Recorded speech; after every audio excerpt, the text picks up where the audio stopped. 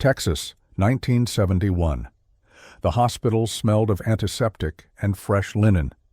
It was just after sunrise, that quiet hour when the city outside still yawned awake, and the world inside a maternity ward was filled with nothing but heartbeats and whispers. A nurse pushed open the door to room 214. The soft creak of the hinges was the only sound that broke the silence. Inside, a young mother lay on the bed, exhausted yet glowing, her newborn daughter cradled against her chest.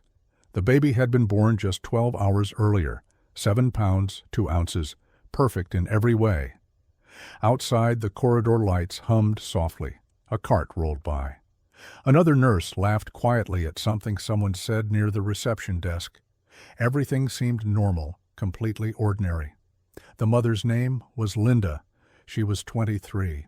She had waited years for this moment, and she couldn't stop staring at her daughter's tiny fingers curling around her own. The name Melissa had already been written on the hospital form, though no one knew that name would soon become a ghost. Around 9:30 a.m., a woman in a crisp white uniform entered the room. She wore the same pale blue mask as the rest of the nursing staff, her ID badge slightly tilted on her chest. She smiled kindly and said the doctor wanted to run one last check on the baby. Linda hesitated, even joked lightly. "You just checked her an hour ago." But the woman's tone was professional, gentle, reassuring. "It won't take long," she said. "She'll be right back." Linda handed her over, reluctantly but without suspicion. The woman turned, holding the infant carefully in her arms, and walked out into the hall. The door closed softly behind her. 10 minutes passed, then 20, then 40. Linda rang the call button, half embarrassed at her own worry. When the real nurse entered moments later, confusion filled her eyes. "What do you mean someone already took her?"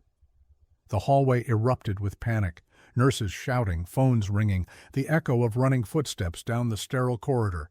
Within minutes, security guards sealed every exit. Doctors searched rooms, supply closets, stairwells. But there was no baby, no nurse matching that description, no trace of who had walked out with her. Linda screamed until her voice broke. Her husband arrived moments later, still in his work clothes, his face drained of color. He searched every hallway, calling out their daughter's name as if she might somehow answer. By noon, police officers filled the building, photographers, reporters, detectives, all drawn by a single line that would make the front page of every Texas newspaper that day. Newborn stolen from hospital. That afternoon, the hospital became a crime scene. Every nurse questioned. Every patient's visitor logged. But nothing. No fingerprints, no eyewitness who could place the woman once she left that room. By midnight, the press had gathered outside the hospital doors. Camera flashes burned through the darkness. Linda stood by the window, her eyes hollow, the sound of reporters echoing in the parking lot below. Her husband's arm was around her shoulders, but she didn't feel it. Inside her, something had gone silent. The kind of silence that stays for a lifetime. The next morning, detectives walked the perimeter again. They checked dumpsters, service alleys, nearby motels. They stopped cars at roadblocks, searching trunks, interviewing bus drivers. No one had seen a woman carrying a newborn. As dawn broke again, the lead detective made a note in his report. Infant female. Abducted between 9:30 and 10 a.m. Mother, Linda. Father, Daniel. No credible suspects identified. The file was sealed temporarily, pending further leads, but there were none. The crib remained empty, and as the weeks turned into months, the story that once filled headlines faded quietly into the archives. Yet in one small house across town, the light in a single window never went out. Every night Linda sat in the nursery, rocking slowly in a chair beside the empty crib, whispering lullabies to a child who wasn't there. Her husband would stand at the door, unable to speak. He would reach for the light switch, hesitate, and then let her finish the song. And when she finally stopped, when the house fell quiet again, he would whisper the same words every night before bed. "We'll find her, Linda. Somehow, someday." But the truth, the cruel, impossible truth, was that their baby was already gone, taken by someone who knew exactly what they were doing, someone who vanished without a trace. And for the next 51 years, no one knew where that baby went. The morning after the abduction, the hospital was unrecognizable. Detectives swarmed the hallways, crime scene tape divided corridors, and the faint cries of newborns echoed like ghosts of what had been lost. Linda sat in a small consultation room beside her husband, Daniel. Her hands trembled as she clutched the hospital blanket that once wrapped her baby. The blanket still smelled faintly of her, that sweet, powdery scent only newborns have. Detective Alan Pierce, a man in his 40s with tired eyes, began asking questions in a low, deliberate voice. When did you last see the nurse? What did she look like? Did she have a name tag? Linda answered through tears, replaying the moment over and over in her head, trying to catch something she might have missed. The woman's voice, her shoes, the color of her lipstick, anything. But every time she tried to describe her, the image grew fainter, as if her memory itself refused to believe what had happened. Daniel slammed his fist against the wall. He demanded to know how a woman could walk into a hospital, take a baby, and vanish. Detective Pierce didn't answer. He'd worked cases like this before. He knew how they usually ended. That afternoon, the police issued an alert to every station in the state. Roadblocks were set up across major exits out of Fort Worth. Bus depots and airports were monitored. A statewide Amber Bulletin, though that term didn't yet exist, was read on every radio channel. An unidentified woman dressed in a nurse's uniform was last seen carrying a newborn from Memorial Hospital between 9:30 and 10 a.m. If you have any information, contact local authorities immediately. Newspapers printed her story across the front page. Baby stolen from Texas hospital. Linda's photo appeared beneath the headline, her face pale, eyes red from sleepless hours. The story spread fast. Churches held prayer vigils. Volunteers joined the search. People hung missing posters on gas station doors, laundromats, grocery stores. But as days turned to weeks, hope began to thin. Linda refused to leave the hospital for 3 days. She walked the same hallways again and again, touching every door, asking every nurse the same question. "Have you found her?" Daniel begged her to come home, but home no longer meant anything. When they finally returned, the nursery was just as they'd left it. Soft pink walls, a white crib, a teddy bear propped in the corner. Linda sat in the rocking chair, staring at the empty space where her daughter had slept. The mobile above the crib spun slowly in the air, creaking with each turn. Every sound in the house began to haunt her, the hum of the refrigerator, the distant bark of a dog, the clock ticking in the hallway. Each one felt like a reminder that time was moving forward without her child. Daniel tried to stay strong. He made coffee, called the police every morning, and left his job to focus entirely on the search. He drove through towns for hours, stopping at motels, diners, and small hospitals, showing the photo of his baby to strangers who had nothing to say. Months passed. Leads came and went, each one fading like smoke. A nurse reported seeing a woman with a baby matching the description in Oklahoma.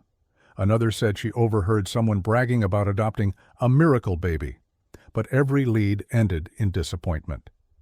By Christmas that year, the front page headlines had been replaced by news stories. But in the small house on Pinewood Drive, the search never stopped. Linda began keeping a journal. Each entry started the same way. Day 134 without her. Day 278 without her. She wrote to her daughter as if she might one day read the letters. She described the changing seasons, the birthdays that passed, the neighbors who came and went. She promised she would never stop looking. Daniel started a tradition. Every November, on their daughter's birthday, he bought a single white rose and placed it in the crib. Then he would sit beside Linda in silence, holding her hand as she cried. Years passed. The couple aged, but the nursery stayed frozen in time. The wallpaper began to peel, the curtains faded, yet the crib remained untouched.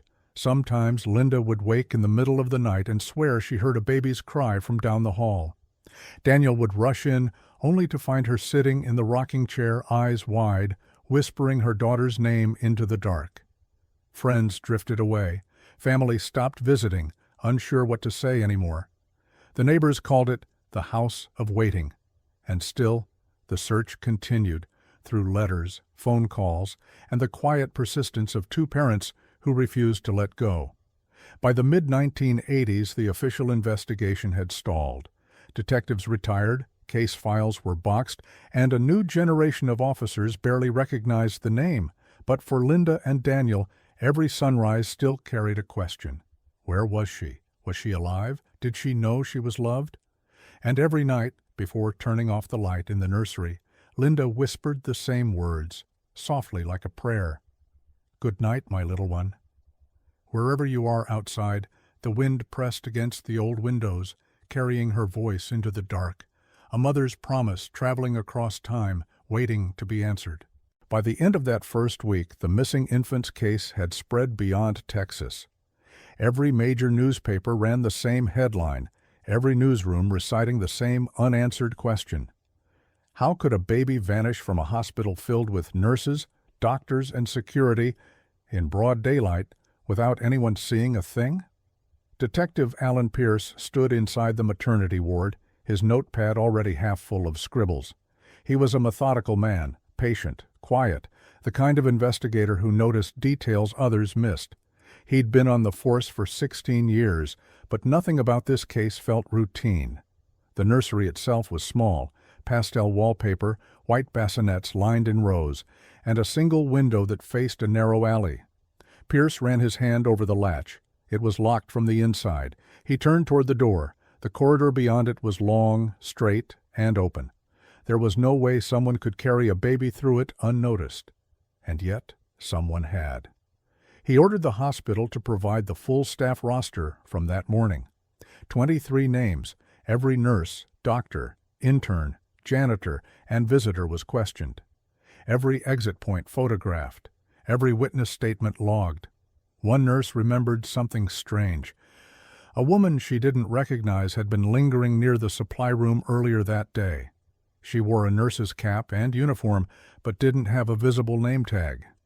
When asked which department she worked in, she said she'd been called in from another floor to help with overflow patients. No one thought twice about it.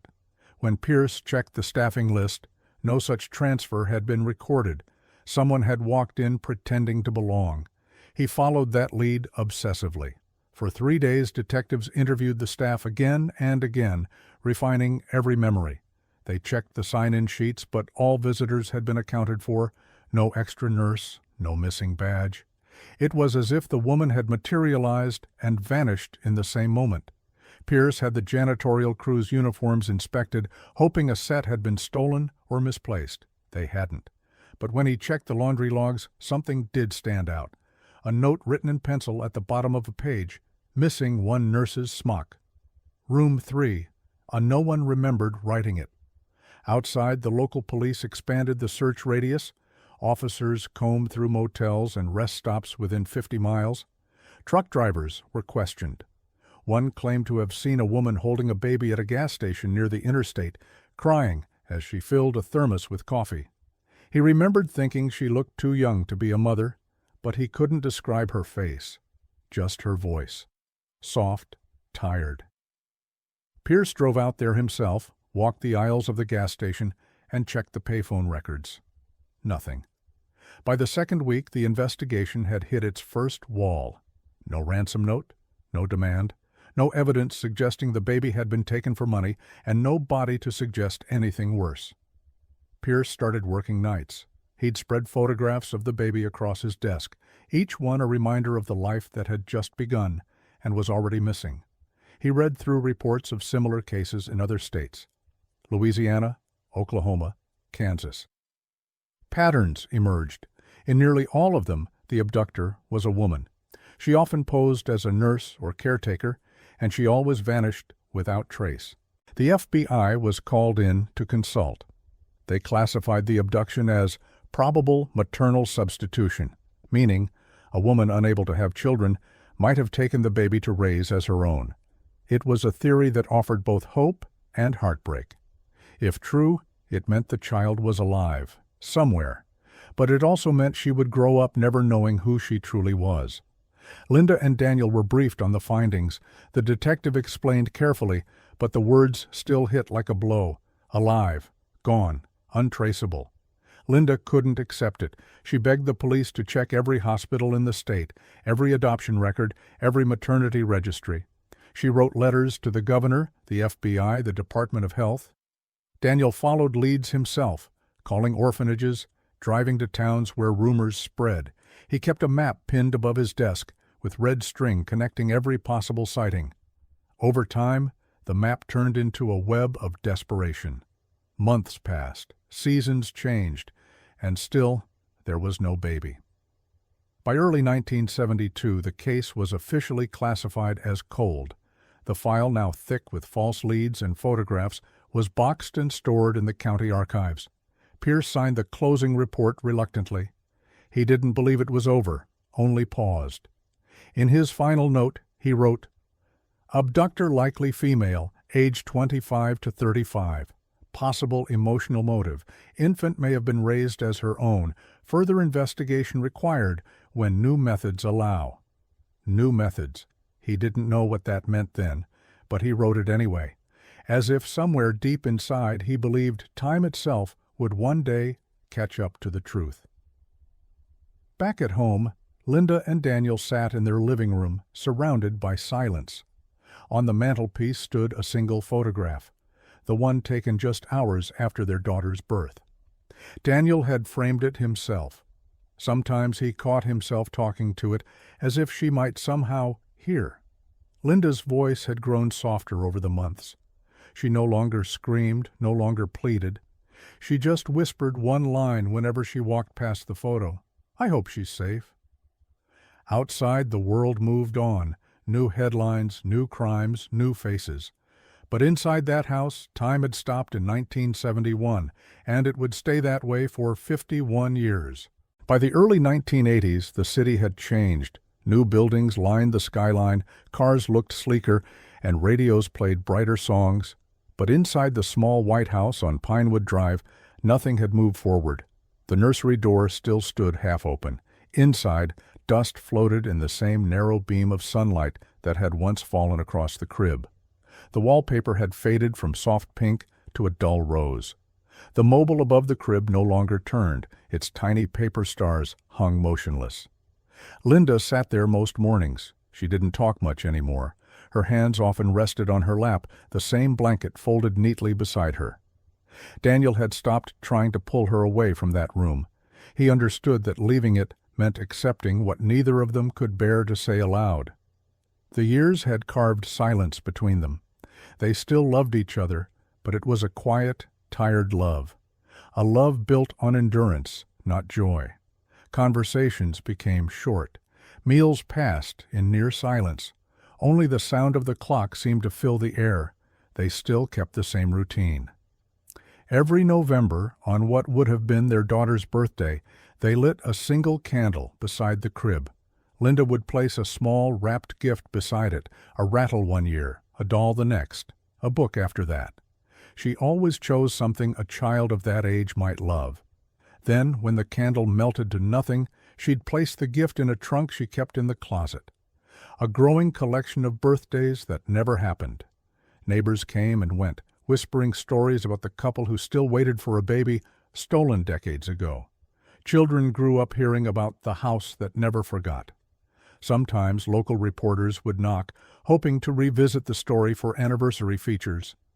Daniel always turned them away. By 1983, most of the detectives who had worked the original case had retired or died. Files were lost, photos misplaced, names forgotten. But Daniel never let the trail go completely cold. He called police stations in neighboring states every few months, just to ask if any abandoned infants had been identified with the same birth date. Each time, the answer was the same: no match. He once told a friend, "I'm not looking for a miracle. I'm looking for a mistake." He hoped somewhere, in some record book, there'd been a clerical error, a line that connected back to them. One afternoon, Linda found him sitting at the kitchen table surrounded by old clippings and notes. He'd spread out photographs of their daughter, his own handwriting covering every inch of a notepad. He looked up and said quietly, "If she's alive, she'd be 12 now. Probably has freckles, maybe glasses." Linda smiled weakly. "She always needed glasses," she said, as if she'd known her all along. But beneath that fragile smile was a grief that never healed, the kind of grief that becomes part of your bones. In 1985, Linda began volunteering at a local church daycare. People said it was brave of her, but she never did it for praise. She just wanted to hold children again, to feel their warmth.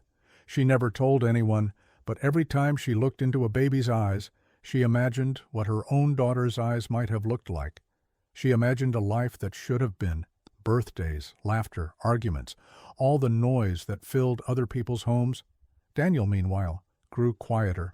He started fixing things around the house late at night. The fence, the leaky faucet, the old radio. He needed noise. He needed something to drown out the silence. One evening, Linda found him sitting on the porch steps. The streetlights flickered. He was holding the same newspaper clipping from 1971.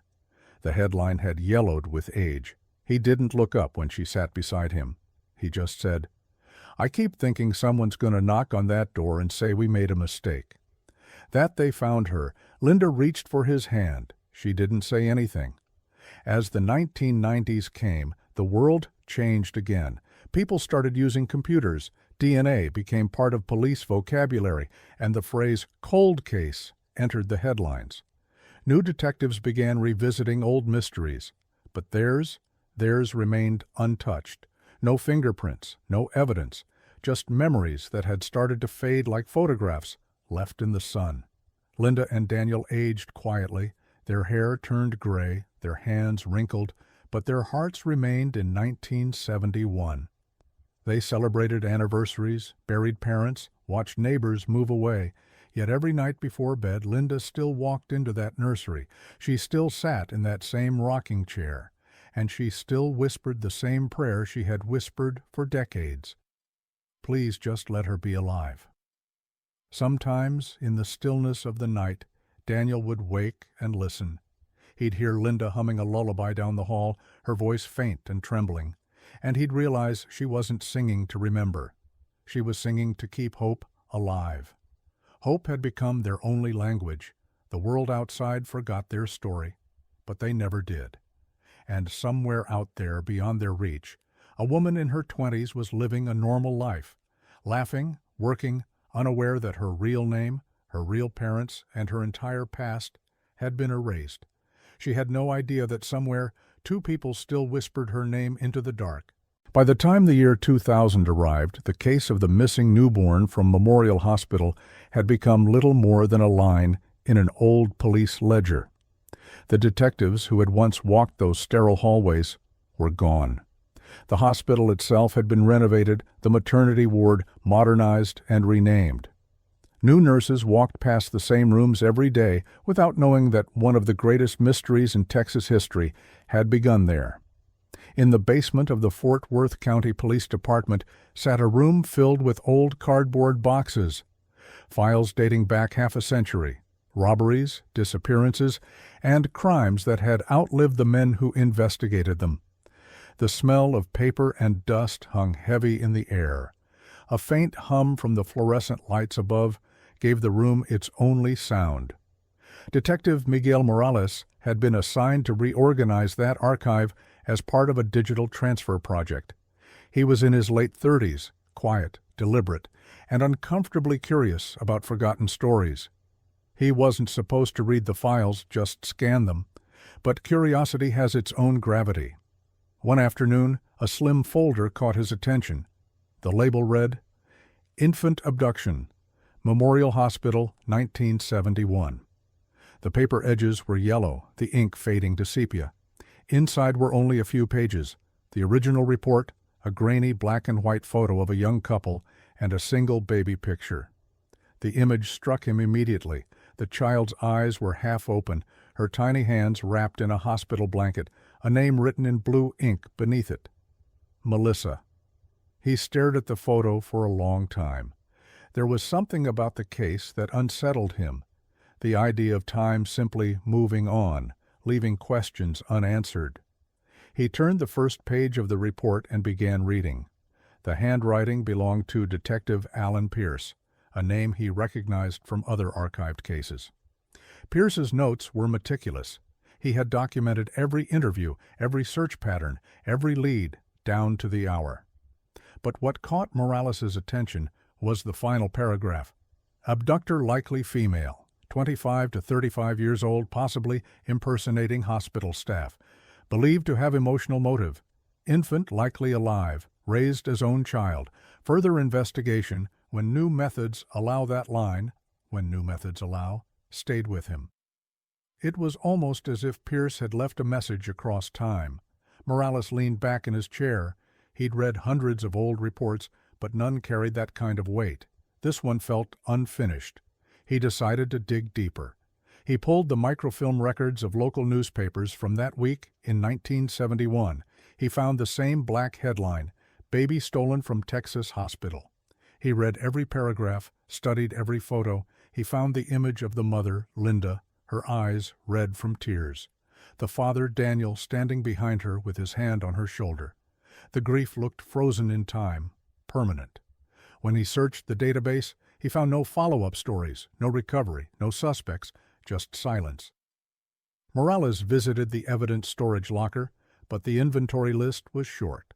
One hospital blanket, one set of witness sketches, and a silver crucifix that had been found under the crib. It was unclear if it had belonged to the mother or the abductor. He held it in his hand for a moment before returning it to the bag. He knew he couldn't officially reopen the case, not without a reason. But he also knew something about cold cases. Time doesn't always erase evidence, it just buries it under new stories. That night, Morales went home and couldn't stop thinking about the couple in that photograph. He looked them up in the public registry. They still lived in Fort Worth. He stared at the address, wondering if he should contact them. The next morning, he decided to pay them a visit. It was a quiet neighborhood. The grass in front of the small white house was slightly overgrown. He parked across the street and sat for a moment before walking up the path. The porch creaked under his steps. An elderly man opened the door. Morales introduced himself gently, explained who he was and why he was there. Daniel's eyes widened. No one had come to speak about the case in decades.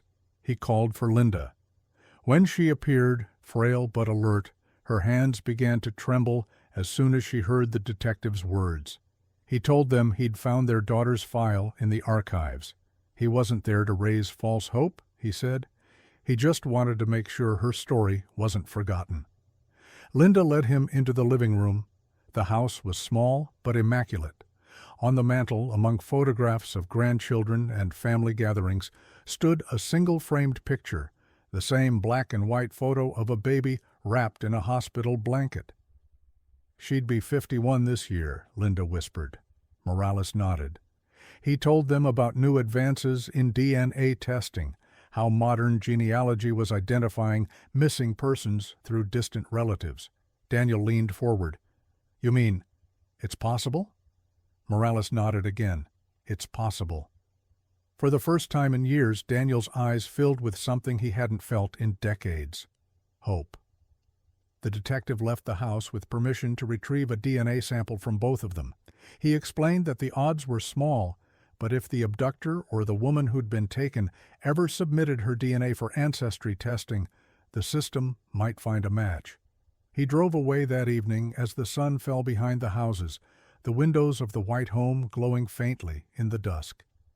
He didn't know if anything would ever come of it, but as he looked at that photograph resting on his passenger seat, he thought of Pierce's final words again. Further investigation when new methods allow. Maybe, he thought, that time had finally come. The first file Morales sent out for digital preservation was the one marked Infant Abduction, 1971. It should have been just another archive scan, another case added to the endless list of tragedies that time had swallowed. But something inside him refused to let it rest. That night, back at his desk, Morales opened the National Genealogy Database used by law enforcement. It wasn't perfect. Privacy restrictions made most searches limited, but sometimes, just sometimes, it gave families back their missing pieces. He entered the parents' DNA samples, freshly submitted, and watched the progress bar crawl across the screen. It would take weeks for any comparison to finish. So he waited. Outside, Fort Worth shimmered under the Texas heat. Traffic lights blinked red and green through a haze of cicada noise. And somewhere in that sprawl of streets and suburbs, Morales knew a woman might be living under another name, unaware that her very blood carried the answer to someone else's lifetime of grief.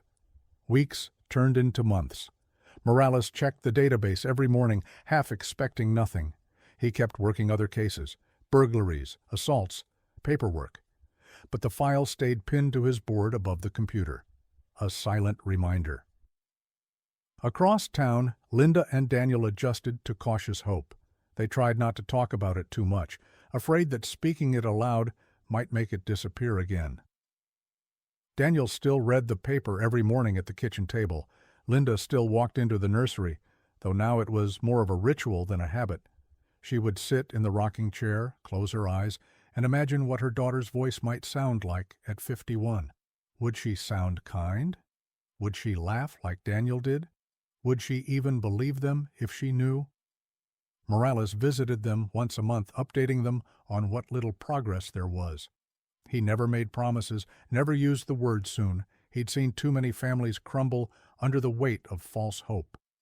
Then came the summer of 2022, the year that changed everything. In recent years, genetic genealogy had gone from a fringe hobby to a revolution in forensics.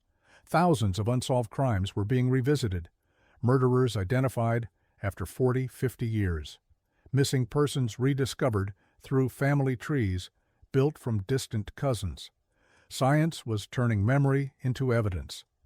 Morales attended a seminar that spring, learning the latest methods of cross-referencing public genealogy data with law enforcement databases.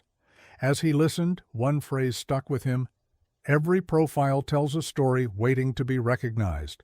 He went back to the office with a renewed sense of purpose. He opened the file again, the photograph of the baby, the faded fingerprints, the scrawled witness sketch. Then he reopened the database. Still no match. He checked the filters, widened the range, and added the parents' profiles to every compatible network available. He knew it could take years, but for some reason he couldn't stop thinking that maybe the story was reaching its end. Around the same time, in a small town 2 states away, a woman named Michelle Thompson bought a home DNA testing kit from an online sale. She'd never known her biological family. Her mother, now elderly, had always said she'd been adopted privately after her birth mother passed away. It was a story she'd never questioned. She mailed the small plastic tube back to the lab without much thought. A curiosity, a gift to herself. Weeks later, when her results arrived, she opened the email with mild anticipation. She expected to find European ancestry percentages or distant cousins. What she found instead were 2 words that made no sense at all. Possible parent match. The system listed a pair of names she didn't recognize, Linda and Daniel. Beneath them, a percentage number, 99.98%. Michelle blinked. She reloaded the page, thinking it was a glitch. She refreshed again. The number didn't change. The system flagged the result as high-confidence parental relationship. A warning below, it read, "If this match is unexpected, you may wish to contact a genetic counselor or law enforcement representative before proceeding." She sat back in her chair, heart pounding. She read the names again and again. She'd never heard of them, never met anyone with their last name, and yet the database insisted they were her parents. That evening she confronted her mother, the woman who had raised her, loved her, and told her she was adopted through a private agreement. The conversation was tense, emotional, quiet at first, then heavy with confusion. Her mother's hand shook. She said it was complicated. She said she'd made mistakes. And then she stopped speaking altogether. Michelle left the house that night, unable to understand what she'd just uncovered. All she knew was that her life, everything she'd believed for 51 years, might have been built on a lie. Meanwhile, at the Fort Worth Police Department, Morales was reviewing a weekly database update when a new alert appeared on his screen. He almost ignored it. Then he saw the match ID. He froze. Female. Age 51. DNA parentage, Daniel and Linda Miller. Status, alive. Location, South Carolina. He sat there for a long moment, the hum of the air conditioner filling the silence. His pulse quickened. He printed the report and checked it twice. Then he picked up the phone and called Daniel. "Mr. Miller," he said quietly, "I think we found her." There was no reply at first, just breathing. Then Daniel whispered, "Are you sure?" Morales looked at the paper again. "I'm sure." For the first time in 51 years, the silence in that house was broken by something other than grief. It was broken by hope. The call ended in quiet disbelief. For a long time, Daniel just stood in the kitchen holding the phone, his hand trembling, the receiver pressed against his ear, even after the line went dead. Linda was at the table, folding a dish towel. When he finally looked up at her, his voice cracked. "Linda, they found her." For a second she didn't move. Then the towel slipped from her hands and fell to the floor. She covered her mouth, eyes wide, staring at him like she didn't understand the words he'd just spoken. "What did you say?" Daniel could barely get it out. "They found her. She's alive." The air in the room changed. It was as if every clock in the house had stopped. The refrigerator hummed, the ceiling fan clicked, but the sound that filled the space was something else. The sound of 51 years of waiting breaking open all at once. Linda began to cry, not softly but in waves, her body trembling as Daniel reached for her. Neither of them spoke for several minutes. There was nothing to say. Every word felt too small for what that moment held. When she finally could speak, she whispered the only question that mattered. "Where is she?" Detective Morales drove to their house the next morning. He didn't want to tell them over the phone what would come next. He carried a folder under his arm, thick with printouts and verification documents. When they sat down, he explained what had happened, how a DNA test taken by a woman in South Carolina had triggered a 99.98% parental match in the National Genealogy Database, how her name was Michelle Thompson, how she had lived a normal, quiet life, married, 2 grown children, and how she had no idea she'd been the center of a missing child investigation that had haunted a family for half a century. Linda listened with both hands pressed to her face, tears slipping through her fingers. Daniel sat stiff, eyes fixed on the folder. He looked like a man who didn't dare blink in case the dream vanished. Morales spoke carefully, giving them details one by one, letting each sink in before moving to the next. He told them he'd reached out to local law enforcement in South Carolina. The woman was being contacted gently through a counselor. She'd been told there was reason to believe her birth history might not be what she thought. Morales stressed that the next steps needed patience, verification, communication, preparation for the emotional storm that would follow. But for Linda and Daniel, patience had long ago run out. They'd waited their entire lives for this moment. Now, they wanted to see her. Meanwhile, in South Carolina, Michelle sat in her living room staring at a copy of the same file. Her world had come undone in a matter of days. The truth hung in the air like fog, thick, strange, impossible to breathe through. The woman who had raised her was now in a nursing home. Michelle had visited her after hearing from detectives. When she asked again, gently this time, her mother just looked away and said softly, "I couldn't let you go. I couldn't lose another baby." It was the only thing she ever admitted. Michelle left that room hollow, the foundation of her entire life cracking beneath her feet. Who was she, really? Every photo on her wall, every memory, suddenly felt borrowed. And yet, in another state, 2 strangers were waiting. Strangers who shared her blood, her history, her name. She didn't know if she was ready to meet them, but curiosity, and something deeper, pushed her toward yes. When Morales called her that evening, his voice was calm, professional, but kind. He explained who he was, how long the search had gone on, how her parents had never given up. He told her there was no pressure, no expectation, just truth. There was silence on the other end. Then a small, unsteady voice said, "They never stopped looking for me?" "No," Morales said quietly. "They never did." In Fort Worth, the house was suddenly alive again. Neighbors saw lights burning late into the night for the first time in years. Linda moved through the house with new energy, dusting shelves, straightening pictures, folding blankets that had sat untouched for decades. Daniel reopened the nursery. The air inside smelled of old paint and dust. He sat in the same chair Linda used to rock in, staring at the empty crib. He didn't cry. He just whispered, "We're ready now." Days passed. Emails exchanged. Calls coordinated through detectives. Finally, after a week of careful arrangements, a date was set. They would meet in person. Linda spent that entire morning sitting on the porch, unable to do anything but wait. Every sound from the street made her heart race. A car door, footsteps, the rustle of leaves.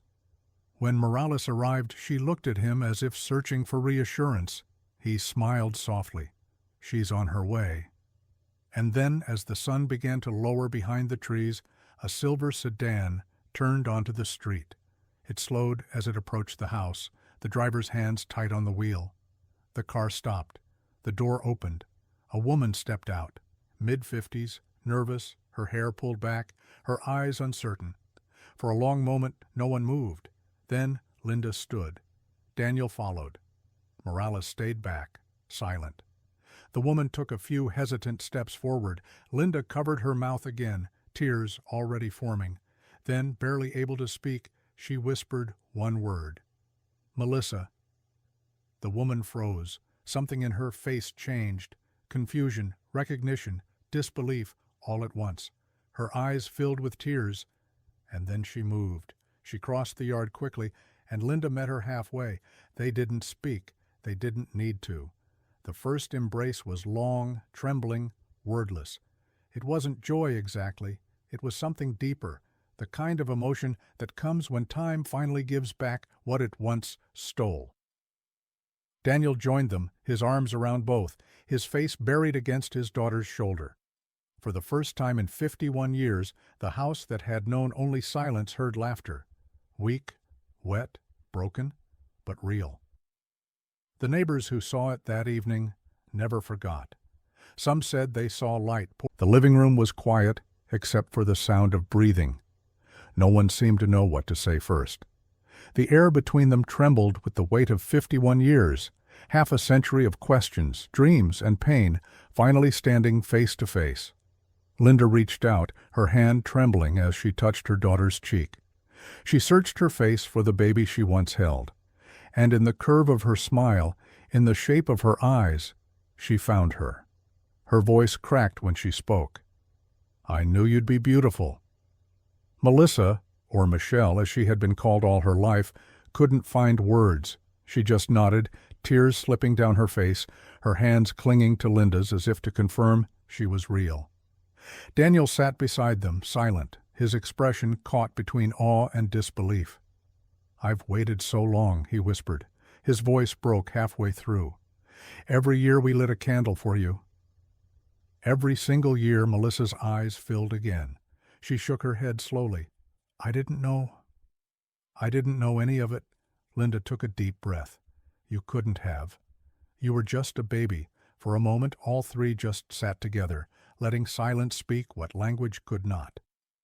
Then Morales stepped quietly into the background, his duty fulfilled. He watched the scene unfold, the way Linda held her daughter's hand like she might vanish again if she let go.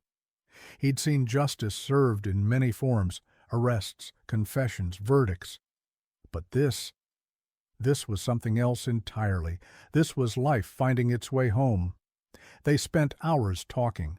Melissa told them about her life, how she'd grown up in South Carolina, gone to school, gotten married young, raised 2 children of her own.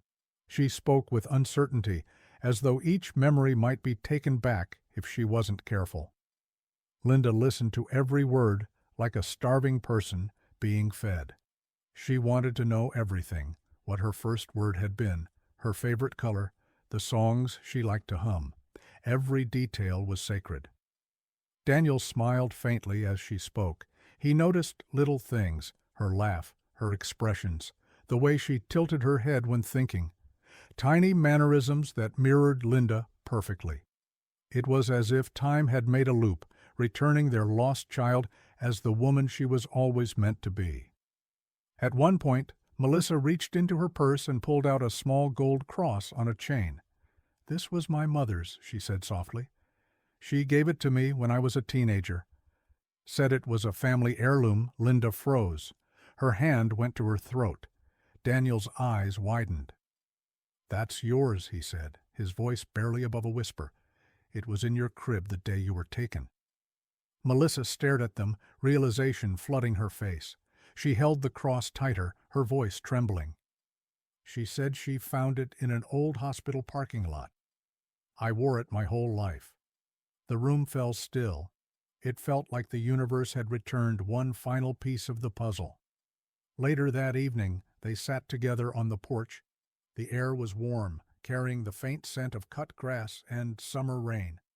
The sun dipped below the horizon, painting the neighborhood in soft gold. Linda held her daughter's hand, afraid that if she let go, it might all fade back into the dream it once was. Melissa looked around the yard, her eyes resting on the house. "I've seen this place before," she said quietly, "in a dream." A white house with a porch and a light in the window. Linda's eyes filled again. "For 51 years we kept that light on." They sat together until the first stars appeared. No one mentioned the woman who had raised Melissa, or the lies that had built her life. There would be time for that later. Tonight was about reunion, not reckoning. For Linda, the years of pain began to lift, layer by layer. Each laugh, each story, each small memory her daughter shared replaced a piece of grief with something new, not joy exactly, something quieter, deeper. Peace. For Daniel, it was the sound of his daughter's voice that stayed with him, the tone, the rhythm, the warmth. It was the sound he'd imagined for decades, the one he heard in dreams, but never in waking life. And for Melissa, it was both everything and nothing she expected. The world she'd grown up in had been built on love, even if that love came from stolen beginnings. Now she faced the truth, not to erase the past, but to finally understand it. As the evening grew late, Morales stood by the car, watching them through the window one last time before leaving. He saw Linda and Melissa side by side, their heads tilted together, their hands entwined. Daniel sat across from them, smiling for the first time in years. Morales thought of the old detective, Pierce, whose final line in the file had predicted this moment decades earlier. "When new methods allow." He whispered the words quietly to himself, then drove away. Inside the house, Linda turned off the porch light for the first time in 51 years. The light that had burned through half a century of waiting was no longer needed. Her daughter was home. A few weeks passed after the reunion. The news spread quietly at first, whispers among neighbors, then headlines in local papers. Texas family reunited with daughter stolen in 1971. Reporters called it a miracle. For Linda and Daniel, it didn't feel like a miracle. It felt like waking up from a 51-year-long dream. But as joy settled into their days, questions began to rise like shadows behind the light. Who had taken their baby? Why? How had she lived all these years under another name? Detective Morales couldn't stop until he knew. He reached out to the South Carolina police and requested the original adoption documentation for Michelle Thompson, the name the abducted child had lived under. What came back wasn't what he expected. There was no formal adoption record, no court file, no hospital birth certificate, only a single handwritten document from 1971, a note signed by a midwife confirming the birth of a female child to a woman named Evelyn Harper, the same woman who had raised Michelle. Morales felt a chill as he read the file. Evelyn had claimed to give birth herself, registering the child at a small rural clinic that no longer existed. The attending physician had died years earlier. The paper had aged yellow, but one line stood out in fresh black ink. The name Melissa scratched out and replaced with Michelle. He sent the handwriting to forensics. The analysis confirmed it. The name had been altered after the ink had dried. It was deliberate, calculated. He called the local sheriff in South Carolina. Together, they visited the nursing home where Evelyn now lived. 82 years old, frail, confined to a wheelchair, her mind flickering between lucidity and confusion. Morales sat across from her. The afternoon light fell across her hands, thin and trembling on the armrest. He spoke gently. "Evelyn, I need to ask you about something that happened in Texas." 1971. At first she said nothing, then slowly she looked up, her eyes, clouded but aware, fixed on him. "I knew this day would come," she whispered. Her voice cracked with age, but her words were clear. "I lost my baby. She was stillborn. They told me to sign the papers, to bury her. I couldn't. I couldn't walk out of that hospital empty-handed." She paused, struggling to breathe. "Then I saw her. That little girl, alone, perfect. I told myself I was saving her, that I could love her enough to make it right." Morales sat in silence. There was no satisfaction in hearing it, no thrill of solving a case, only sorrow, the kind that blurs the line between guilt and grief. He asked if she'd acted alone. She nodded. She'd been a nurse once before her breakdown. She still had her uniform, her ID badge, her access to the hospital. No one had questioned her that morning when she walked out with the baby in her arms.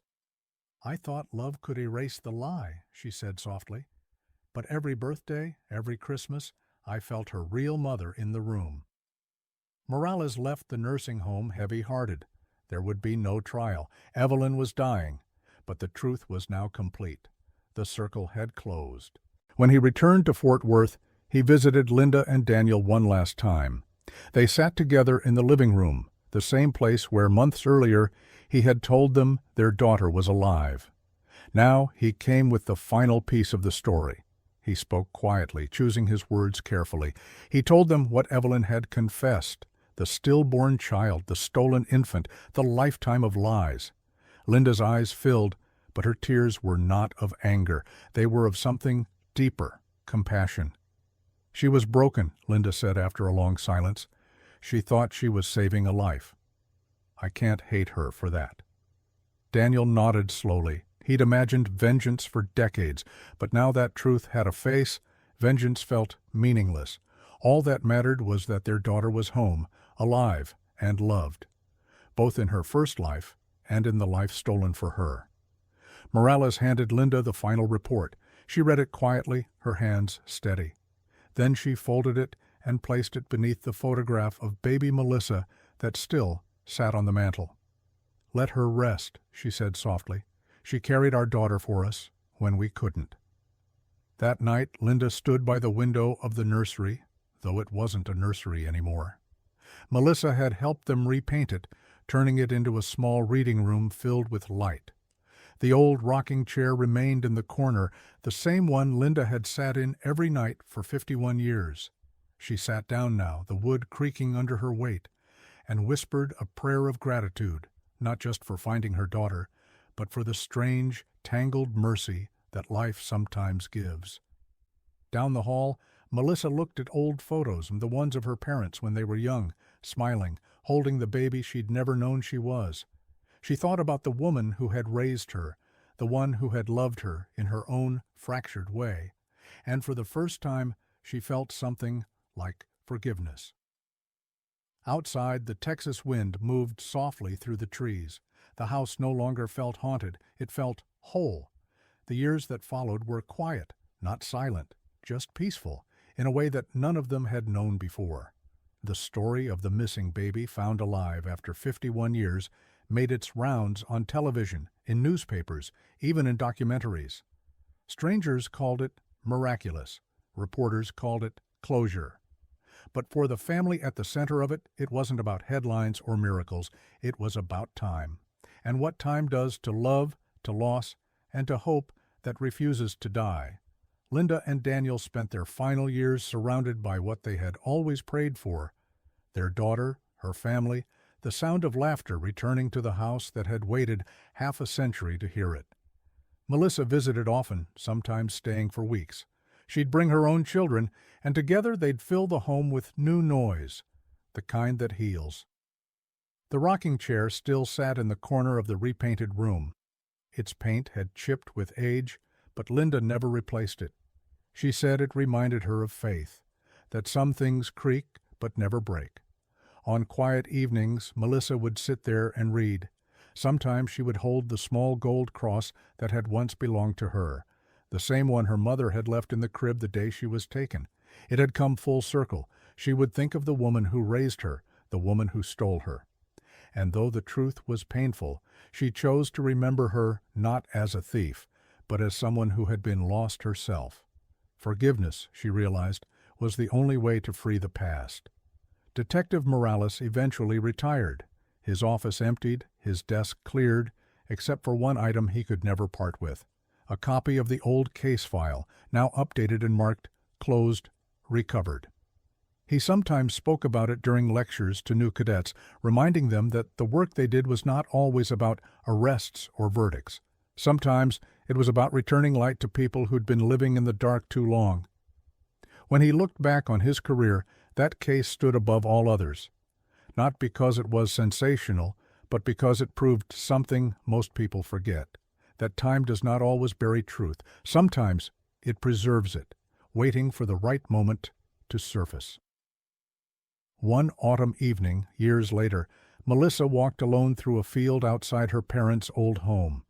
The house had been sold after their passing, but she visited the area often, drawn to it by something deeper than memory. The grass moved in slow waves under a soft wind, the same Texas wind that had once carried a mother's lullaby into the night. She stood there quietly, listening, and in that silence she could almost hear Linda's voice again. Gentle, steady, full of warmth. "For 51 years I sang to the dark," her mother had once said, "and now I know the dark was listening." Melissa stood beneath an open sky, the kind that hums at dusk when day hasn't quite let go. The last colors of the sun stretched across the horizon, red melting into gold, gold fading into blue, like the edges of a memory trying to stay alive. The air was still. The grass swayed just enough to sound like a whisper. She could feel the weight of the years, every search, every question, every unanswered prayer, pressing softly around her, and then, slowly, releasing. Her heart didn't race. It simply existed, full and quiet. She looked toward the field where her mother had once stood alone, where a candle had burned in the window year after year, a flame against time, a signal against silence. And now that same silence had answered back. Tears traced down her face as she closed her eyes and whispered a thank you to everything and everyone who had carried her story here, to her mother, who refused to let memory die, to the woman who had raised her, who had loved her without knowing she was borrowed from another life, to the detective who had kept faith when there was no reason left to the scientist who found her name hidden in a fragment of bone, and to the patient machinery of time itself, that strange clock that never stops but sometimes waits just long enough for truth to catch up.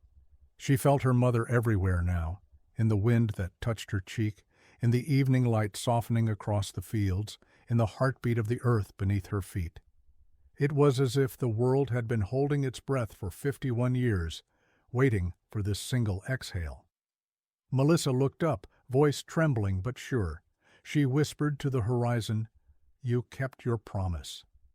The sound carried, barely audible, but strong enough for the world to hear it if it wanted to. It drifted through the fading light, through the trees, through the years. She took a breath, deep, steady, full of warmth and weight and peace, and said the words her mother had whispered every night for half a century, words that had moved through empty rooms and sleepless prayers, words that had crossed time itself like a message in a bottle finally washing ashore. "I'm home." And for the first time she meant it. The words felt alive in her mouth, not borrowed or broken, but whole. They didn't belong to the past anymore. They belonged to this moment, this sky, this silence finally turning kind. She stood there a long time as the world dimmed around her. The sun dropping below the horizon, crickets beginning to hum, the first stars flickering awake. The same stars her mother had once prayed to, her voice a song the night never forgot. And somewhere in that space between dusk and dark, it felt like the earth was answering back. 51 years. That's how long it took for truth to find its way home. Half a century of silence, half a century of waiting. And then, finally, an answer, a story of loss, of faith that refused to fade, of science reaching into the past and pulling love back into the light.